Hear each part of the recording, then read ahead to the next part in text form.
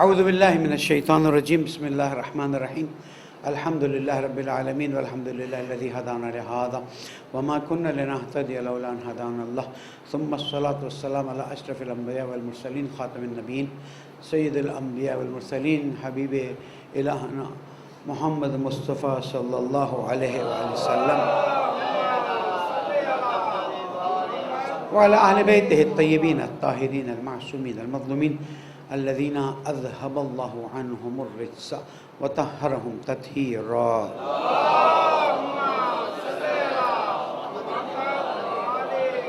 مومن کرام السلام علیکم ورحمۃ اللہ وبرکاتہ.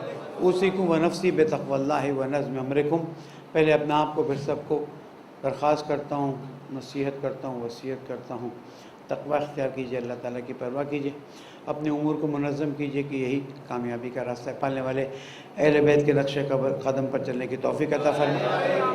جنہوں نے اہل بیت علیہ السلام پر مظالم ڈھائے ان کے عذاب کو زیادہ فرما دے. ہمارے پیارے ملک پاکستان کو امن کا گہوارہ بنا دے. امام علیہ السلام کی ظہور میں تعجیل فرما دے. درود پڑھ دیں محمد وآلہ.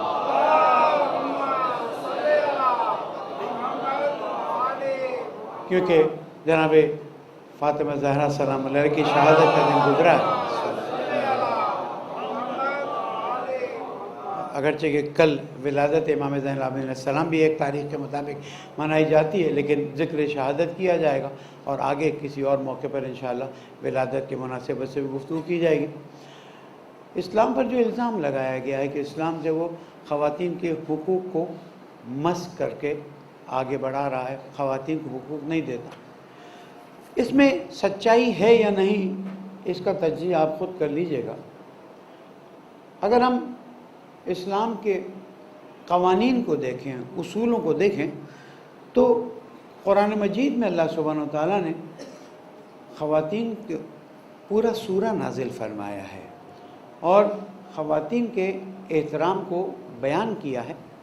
پھر ہم آگے دیکھتے ہیں کہ حضور اکرم نے احادیث میں مفصل طریقے سے خواتین کے لیے بیان کیا ہے، ان کا احترام بیان کیا ہے. عملاً حضور اکرم نے خواتین کا احترام کر کے بتایا. جس زمانے میں خواتین کو حیوانوں کی حیثیت بعض مرتبہ دی جاتی تھی، یا مثلاً صرف کنیزوں کی حیثیت سے دیکھا جاتا تھا، یا مثلاً خاص امور کے لیے دیکھا جاتا تھا، وہاں پر احترام کر کے دکھایا کہ نہیں، خواتین بھی اللہ سبحانہ وتعالیٰ کی ویسی ہی اشرف المخلوقات ہیں جیسے مرد ہے. اور عملاً اگر ہم دیکھیں تو سب سے پہلے ہمیں وہ حضرت خدیجہ سلام اللہ علیہ کا احترام کرتے نظر آتے ہیں. اور جس طرح سے آپ نے حضرت خدیجہ سلام اللہ علیہ کا احترام کیا، وہ تاریخ میں اپنی جگہ پر ایک مثال ہے کہ جہاں پر لوگ عورتوں کو حیثیت نہیں دیتے تھے، وہاں پر حضور اکرم نے آپ کا احترام کیا اور دنیا کو بتا دیا کہ اسلام خواتین کے بارے میں تمام حقوق کا قائل ہے، بلکہ حقوق سے بڑھ کے ان کے لیے اور ایکسٹرا فضیلتوں کا قائل ہے اور اس کا خیال رکھنا چاہیے.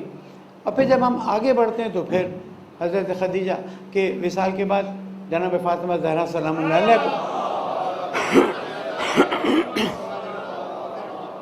دیکھا جاتا ہے کہ حضور اکرم نے اپنی بیٹی کا احترام کر کے بتایا کہ لوگوں بیٹیوں کا احترام کیا کرو، اس لیے کہ بیٹیاں اللہ تعالیٰ کی طرف سے رحمت میں. بیٹیاں ہی وہ ہیں کہ جو نسلوں کی تربیت کا کام کر سکتی ہیں، اور بیٹیاں ہی وہ ہیں کہ جو معاشرے کو اچھا بھی کر سکتی ہیں اور معاشرے کو دوسرے راستے پر لے جا سکتی ہیں. اور جب ہم جناب فاطمہ زہرا سلام اللہ کی زندگی کا مطالعہ کرتے ہیں تو وہاں بیٹی بھی اپنے آپ کو باقاعدہ طور پر عمل کر کے بتاتی ہے کہ بیٹی کو عمل کیسے کرنا چاہیے.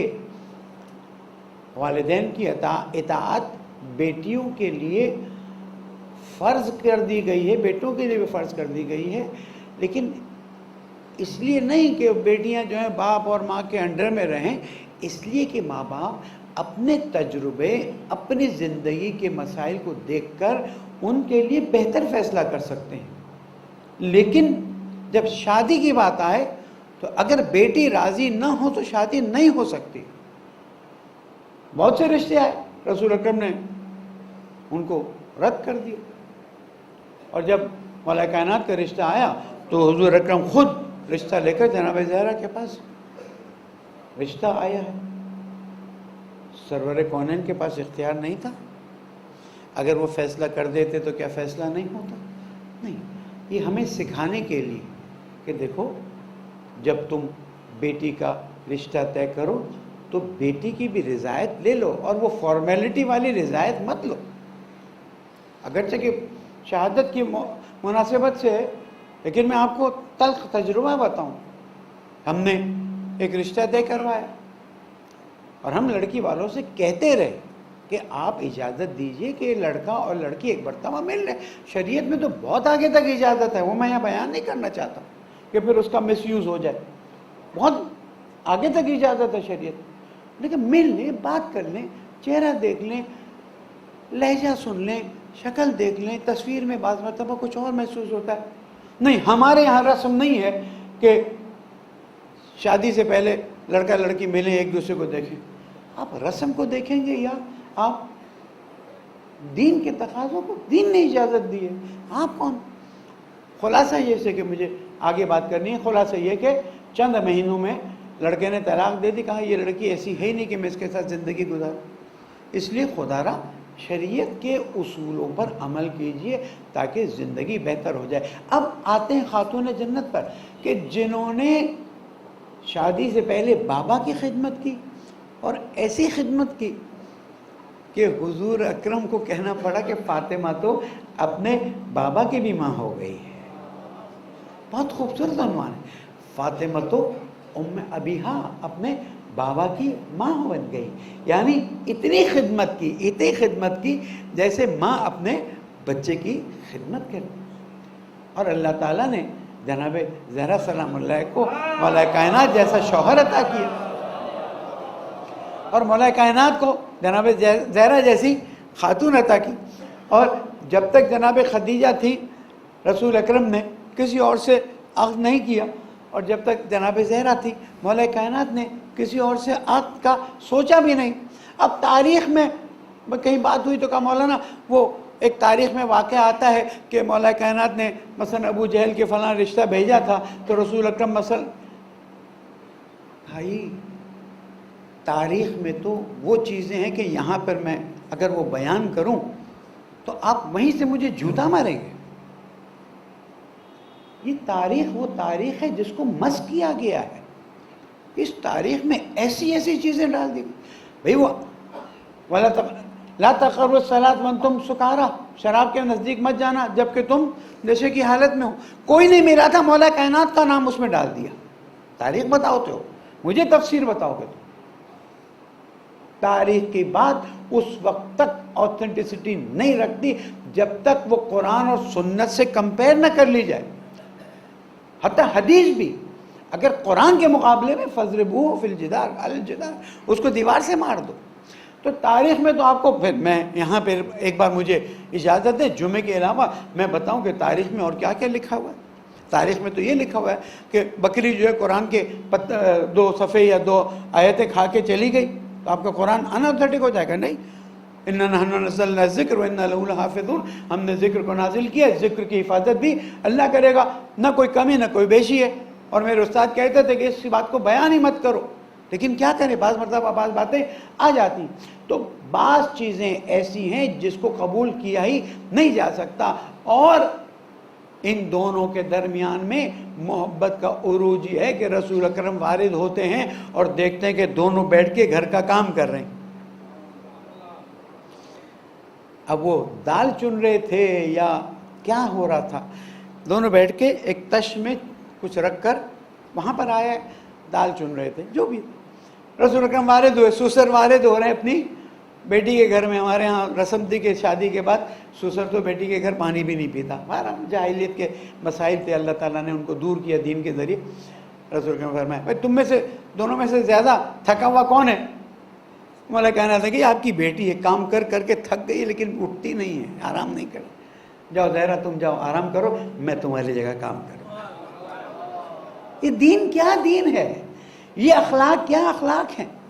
اور اب آپ دیکھیں کہ اللہ تعالیٰ نے جناب زہرا کو قرآن مجید میں الگ الگ جگہوں پہ بیان کر دیا، اور میں نے بیان کر دیا کہ نام نہیں لیا، تصویر ڈال دی تاکہ کوئی اس میں رد و بدل نہ کر سکے۔ تو ہم اس بات کو دیکھتے ہیں کہ قرآن مجید میں اگر آیت تطہیر نازل ہوئی تو جناب زہرا شامل ہیں، اگر آیت مباہلہ آئی تو جناب زہرا اس میں شامل ہیں، اگر سورہ حل اتی نازل ہوا جناب زہرا اس میں شامل ہے، اگر سورہ کوثر آئی تو جناب زہرا کی شان میں نازل ہوئی۔ قرآن مجید دیکھتے جائیے، اس میں آپ کو جناب زہرا مولا کائنات اور پنج تن کی تعریفیں ملتی جائیں گی۔ اسی لیے نہیں کہ ہم تعریف کرتے رہیں، اس لیے کہ کل کو تاریخ میں ضرورت پڑے، اسلام کو ضرورت پڑے تو پتہ رہے کہ اسلام کی سب سے مستند شخصیات کون سی ہیں۔ لیکن اس کے بعد کیا ہوا؟ سوال تو کر سکتے ہیں، ہم تو کسی پہ ٹونٹ کرنے کے قائل ہی نہیں ہیں، لیکن سوال کر سکتے ہیں۔ آج تاریخی لحاظ سے کیا میں چیلنج دے سکتا ہوں کہ کوئی ثابت کرے قطعی طور پر کہ مدینہ میں جناب زہرا کی قبر کہاں پر ہے؟ تاریخ کا چیلنج ہے۔ اور لوگ کہتے ہیں جناب جنت البقیع میں، آپ تاریخ سے ثابت کر کے بتائیں نا کہ یہ قبر جناب زہرا، وہ کہتے ہیں حجرے میں، آپ ہمیں مستند تاریخ سے بتائیں نا۔ لوگ کہتے ہیں وہ روضات الجنات میں ہے، آپ ثابت کر کے بتائیں، ہمیں کوئی مشکل نہیں ہے۔ ہمارا سوال یہ ہے کہ ایسا کیا ہوا کہ ثابت کرنا پڑے گا کہ جناب زہرا کی قبر یہاں پر ہے۔ اسی لیے کہا گیا کہ جب جناب زہرا کے آخری فرزند تشریف لائیں گے تو جہاں وہ کربلا کے شہداء کا بدلہ بھی لیں گے، وہاں پر یہ بھی بتائیں گے۔ آپ کہیں گے مولانا یہ کیسی بات کر رہے ہیں؟ ہاں، میرے مولا کی قبر، امین علیہ السلام کی قبر، چھٹے امام علیہ السلام کے زمانے تک آنکھوں سے پوشید، کیا ہو گیا اسلام کو؟ سوال تو کر سکتا ہوں نا میں، ایسا کیا ہوا کہ علی ابن ابی طالب علیہ السلام کو 40 قبریں کھودنی پڑیں گی؟ ایسا کیا ہو گیا کہ میرے مولا کو دفن کی رات ایسا کرنا پڑا کہ صحیح بخاری پڑھ لیجئے، میں تو نہیں کہتا کہ مدینہ کے لوگ اس میں شامل، 8 لوگ جنازے میں، ایسا کیا ہو گیا کہ اگلے دن جب لوگ آئے کہ جناب نماز جنازہ پڑھیں گے تو مولا کائنات نے زرد رنگ کے کپڑے پہنے ہوئے تھے، آنکھوں سے خون ٹپک رہا تھا اور ذوالفقار پہ سہارا دے کے کھڑے تھے۔ خبردار، اب تک جو کیا اب اس کے بعد کیا تھا؟ کیوں ایسا؟ کتنے دن بعد رسول اکرم، کتنے دن پہلے رسول اکرم کو غسل دیا گیا تھا، کفن دیا گیا تھا؟ 75 دن، اگر کل تاریخ مستند ہے، کیونکہ وہ عربی عبارت کی وجہ سے، یہ نہیں کہ ہمیں نہیں پتہ ہے، 75 دن یا 95 دن، اس سے زیادہ نہیں۔ رسول کی بیٹی تو 18 سال کی تھی نا، کچھ ہوا؟ کہنے والے کہتے ہیں وہ بہت زیادہ جذباتی تھی، اس لیے ان کا وہ جذبات میں انتقال ہو گیا۔ تو جذباتی تو بہت سی شخصیات تھی، 60 سال 70 سال زندہ رہی، اس میں تو انتقال نہیں ہوا ان کا۔ کیا وجہ تھی کہ آج تک مشخصاً قبر ہم نہیں بتا سکتے؟ تاریخ اہل سنت میں لکھا ہوا ہے، ہماری کتابوں میں تو ہے کہ بعض لوگوں کو جنازے میں نہیں آنے دیا گیا ہے۔ کیا ہوا تھا؟ ڈھونڈنا تو پڑے گا نا۔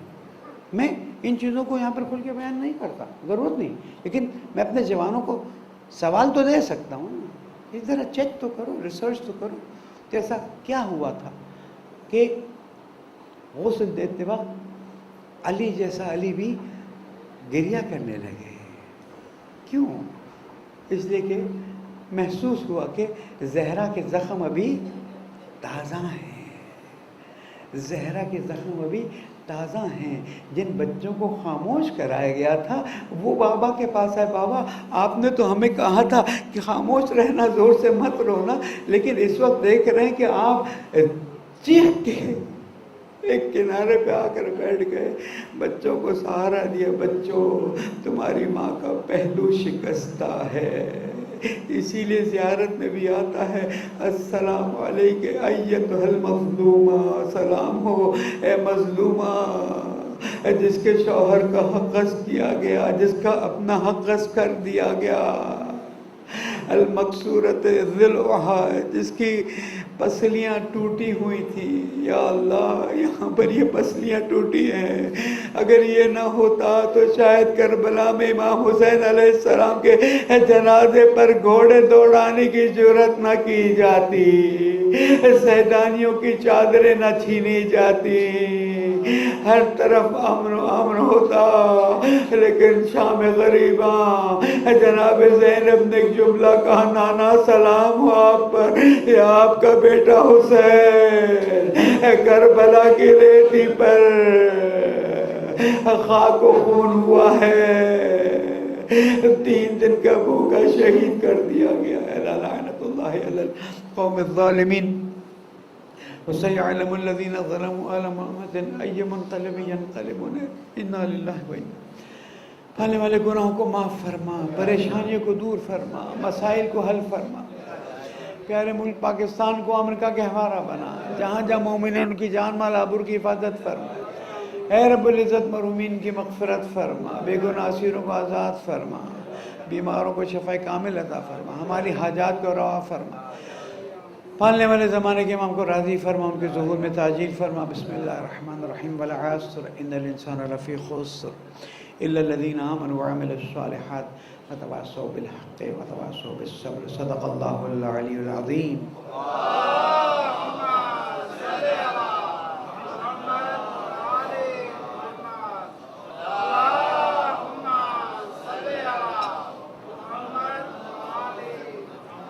اعوذ باللہ من الشیطان الرجیم، بسم اللہ الرحمن الرحیم۔ مومنین تقوی اختیار کیجئے کہ یہی کامیابی کا راستہ ہے۔ اللہ سبحانہ وتعالیٰ نے ہمیں توفیق دی کہ ہم جناب زہرا سلام علیہ کے غم کے دنوں میں غم منائیں اور زمانے کے امام علیہ السلام کو ان کا پرسہ دیں۔ یہاں پر میں ایک وضاحت کرنا چاہتا ہوں۔ پرسوں ظاہراً کوئٹہ میں ایک باعمل عالم دین پر FIR بھی کٹی ہے۔ دیکھیں، یہ بات پہلے بھی عرض کر چکا ہوں اور آپ کے توسط سے پھر پیغام دیتا ہوں، اور مجھے معلوم ہے میرا پیغام پہنچتا ہے۔ دیکھیں، ہم اپنے عقائد اور اپنی تاریخی حقائق کو بیان کرنے کا پورا حق رکھتے ہیں۔ ہم کسی کی انسلٹ کو نہیں رواج دینا چاہتے، کوئی بدتمیزی کو رواج نہیں دینا چاہتے، اس لیے کہ یہ اس وقت اسلام کے کبھی بھی مصلحت میں نہیں تھا، لیکن اس وقت بالکل مصلحت میں نہیں ہے، اس لیے کہ دشمن تو چاہتا ہے کہ ہمارے درمیان میں کوئی ایسی آگ بھڑکے کہ ہم شام سے بدتر ایک دوسرے کے گریبان میں ہاتھ ڈالیں، پہلے شیعہ سنی فساد کرا دیں، پھر شیعوں میں فساد کرا دیں۔ نہیں، یہ ہمارا موقف نہیں ہے، ہمارا مطمع نظر نہیں ہے۔ جب میرا قائد بانی اتحاد بین المسلمین ہے تو ہم کسی کی بھی دل آزاری کا ارادہ نہیں رکھتے، لیکن سوال یہ پیدا ہوتا ہے کہ کل اگر یزید کے خلاف بات کرنے سے دل آزاری ہونے لگے گی تو کیا کریں گے؟ آ رہا ہے موقع، آج دیکھ لیجئے تاریخ کہ 9 دسمبر 2022 کو شبیر میثمی نے بات کہی ہے کہ اگر کل یزید کے خلاف کوئی کھڑا ہو جاتا ہے کہ اس کے اوپر آپ بات کرتے ہیں تو ہماری دل آزاری ہوتی۔ سوال یہ پیدا ہوتا ہے کہ آیا تاریخی حقائق بغیر ٹونٹ کیے، بغیر طنز کیے، بغیر ایسی بات کیے، مثلا میں نے ایک جملہ پوچھا کہ جناب زہرا سلام علیہ کی قبر کہاں ہے، کوئی بتائے نا؟ نہیں نا، میں نے کسی پہ ٹونٹ، تاریخ کی ایک حقیقت کو، کیونکہ جناب زہرا نے وصیت فرمائی کہ علی مجھے رات کو دفن کرنا، رات کو غسل دینا، رات کو دفن کرنا، اور جنہوں نے مجھ پہ میرا حق غصب کیا ہے، ظلم کیا ہے، ان کو میرے جنازے پر مت آنے دے رہا۔ اس میں نے کس پر ٹونٹ کی ہے؟ میں نے تو کسی ایک تاریخی، اور اگر یہ بھی نہیں بتا سکتے ہیں تو پھر بیٹھ کے سوچنا پڑے گا کہ کیا لائن آف ایکشن لیا جائے۔ ہاں، ہم کسی کی دل آزاری کا کوئی ارادہ نہیں رکھتے. میری پوری گفتگو میں دیکھ لیجئے سوالات اٹھتے ہیں تو پھر انسان حقائق کی طرف جانے کی کوشش کرتا ہے. پہلا سوال کیا ہوا؟ جناب زہرا فدق کا حق مانگنے گئی تھی تو کیا ان کو ملا کہ نہیں ملا؟ چھین لیا گیا تھا تو کیا ہوا؟ سوال ہے. دوسرا سوال، جب جیش اسامہ واپس آیا تو اس وقت تیسری مرتبہ جناب زہرا کے دروازے پر کون گیا تھا؟ کیا ہوا؟ کس نے کہا کہ آگ لگا دیں گے؟ سوال تو بند تاریخ میں لکھا ہوا ہے، آپ کی کتاب میں لکھا ہوا ہے، الامامہ و سیاسہ میں لکھا ہوا ہے. تو میرا اس میں کیا ہے؟ میں نے صرف آپ کو چیز بتائی. ہاں اگر میں آ کر اس طرح سے بات کروں آگ لگے تو میں ذمہ دار بنتا ہوں. تو عزیزان گرامی، گفتگو کو، جو بھی میرے بات سنتے ہیں، گفتگو کو، حقائق کو دلیل کے ساتھ بیان کریں اور ایک مثبت انداز میں بیان کریں. آپ لوگوں کو اپنے سے دور کرنا چاہتے ہیں یا لوگوں کو اپنے سے نزدیک کرنا چاہتے ہیں؟ ہمیں تو اہل بیت نے پیغام دیا نا. سب کچھ ہونے کے باوجود بھی میرے مولانا نے کیا فرمایا؟ 25 سال میں نے صبر کیا. غلط کہتے ہیں لوگ کہ مولا کائنات نے جب ان کو غدیر کے مطابق خلافت نہیں ملی تو مولا کائنات نے تو کچھ نہیں کہا. یہ شیعوں کو کیا ہوتا ہے؟ مولا کائنات نے نہج البلاغہ میں جو کہا ہوا ہے خطبہ شقشقیہ، اس کا کیا ہوگا؟ اس کا کچھ ہوگا کہ نہیں ہوگا؟ وہ ہم نے بنائی ہے، وہ ہم نے لکھی ہے، اس کی سند چیک کر لیجئے. مولا کائنات نے تو بڑے کھلے انداز میں گفتگو کی. ہم تو اس انداز میں یہاں بات بھی نہ کرتے ہیں نہ کریں گے. تو تاریخی حقائق ہیں. ہمارے دوسرے مسالک کے ساتھ اختلافات اپنی جگہ پر ہیں، لیکن آج وقت کا تقاضا یہ ہے کہ ان اختلافات کو ہوا نہ دی جائے اور تاریخ اپنے بچوں کو، حقائق اپنے بچوں کو بتا دیا جائے اور اتحاد کی ایسی فضا قائم کی جائے کہ پاکستان تو اس وقت بالکل بھی اس چیز کا متحمل نہیں ہو سکتا. تمام مجالس پڑھنے والوں سے دس درخواست کرتا ہوں کہ آپ ایک مثبت انداز میں گفتگو کیجئے. بات اچھی طرح آگے پھیلے گی، دوسرے بھی آ کر سنیں گے اور ان کو ایک راستہ نظر آئے گا. دوسرا نقطہ جس کی طرف توجہ دلانی وہ یہ ہے کہ ہمارے فوجی بھائیوں کو بھی شہید کیا جا رہا ہے اور مختلف واقعات پیش آ رہے ہیں. حکومت کو اس سلسلے میں کوئی نہ کوئی سدباب کرنا ہوگا. میں نے ایک بیان دیا ہے اور اس بیان پر میں آج بھی باقی ہوں. پچھلے جمعہ میں آپ سے عرض کیا، پھر میرے سفر میں ایک پریس بریفنگ تھی اس میں بھی عرض کیا کہ ہر کوئی اس وقت مشکلات کا شکار ہو گیا ہے. جس نے جو بھی بازی کی ہے اس بازی کو وہ جیت نہیں سکا ہے. ہارا یا نہیں ہارا اس کی میں بات نہیں کر رہا ہوں. اس وقت فوری طور پر سب کو ایک میز پر بیٹھنا ہوگا، ورنہ آپ دیکھیں امپورٹس کا کیا حال ہے. مجھے کل پرسوں لاہور سے فون آیا، مولانا اتنے لاکھوں کی چیز ہم نے منگائی ہوئی، ڈیمیریج اس پہ چڑھ رہا ہے، اور پیاز اور پتہ نہیں لہسن اور ادرک امپورٹ آیا ہوا ہے، کھڑا ہے. مسائل ہیں. یہ کہہ دینا کہ مسائل نہیں ہیں تو ایسے جیسے مصیبت سامنے کھڑی آنکھ بند کر، مجھے تو کہیں نظر نہیں آ رہی مصیبت. مصیبت ہے، مشکل ہے. نہ آنکھ بند کرنے سے یہ حل ہونے والی ہے، نہ کسی کو مورد الزام قرار دینے سے یہ حل ہونے والی ہے. جو حکومت کے ذمہ داران ہیں وہ لائے عمل اختیار کریں جس سے مسائل حل ہو سکیں، اور جو ہم لوگ ہیں وہ کم از کم اپنے اخراجات کو حد عقل پر لے کر آ جائیں. آپ کو اپنے اخراجات کم ترین حد پہ لانا ہوں گے، ورنہ مسائل کا ایسا شکار ہو جائیں گے. میرے پاس آئی ہے اکیڈمی میں آپ کو بتاتا ہوں، نہیں معلوم 1200 درخواستیں، اور یہ تو نہیں کہہ سکتے 1200 لوگ مشکلات کا شکار نہیں. سیلاب زدگان کی حالت آپ خود جانتے ہیں، آپ میں سے کئی لوگ وہیں کے ہیں. میں روز آ کے خبر دیتے ہیں، آ کے پوچھتے ہیں مولانا کیا ہوا. بھائی ہماری حیثیت بھی تو اتنی سی ہے نا، آٹے میں نمک کی بھی حیثیت نہیں ہے، پھر بھی ہم کوششیں کر رہے ہیں. اب آپ ہی کے توسط سے میں سیلاب زدگان کو یہ بات پھر سے 3 ہفتے پہلے کہہ چکا، لیکن ظاہر مشکلات میں دیکھیں ہم قائد ملت جعفریہ کے حکم کے مطابق کوشش کر رہے ہیں، لیکن ہماری حیثیت کتنی ہے، ہماری طاقت کتنی ہے، یہ ہر کوئی جانتا ہے. اسی لیے حوصلہ کریں، ہمت کریں، ہم دعا بھی کرتے ہیں، کوششیں بھی کرتے ہیں، اور مومنین سے اپیل بھی کرتے ہیں کہ جو جہاں جس طرح مدد کر سکتا ہے وہ مدد کرے. ایسا نہ ہو کہ صورتحال خراب ہو جائے اور ہم کسی مشکل کا شکار ہو جائیں.